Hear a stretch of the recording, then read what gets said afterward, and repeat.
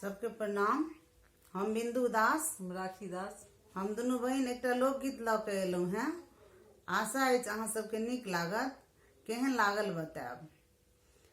हम गुदरी पहिर रही जेबै, हम गुदरी पहिर रही जेबै, हमरा चाही रेशम के नुआ, हमरा चाही रेशम के नुआ।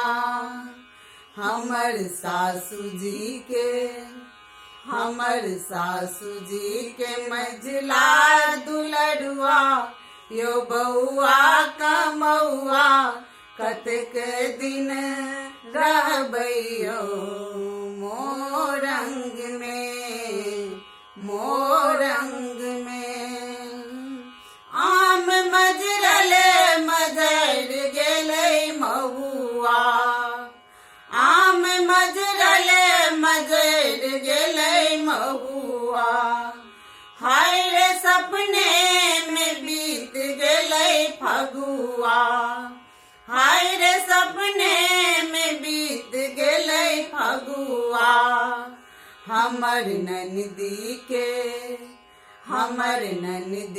के भैया चिड़ैया, यो बउआ कमौआ, कतेक दिन रहबै यौ मोरंग में, मोरंग में। बात मान करू आसिन में जतरा, बात मान करू आसिन में जतरा। पैंच के देत कार्तिक में ककरा, पैंच के देत कार्तिक में ककरा। हमर भैया के छोटका बहिनैया, यो बउआ कमौआ, कतेक दिन रहबै यौ मोरंग में, मोरंग में। हम गुदरी पहिर रही जेबै, हमरा चाही रेशम के नुआ, हमरा चाही रेशम के नुआ। हमर सासुजी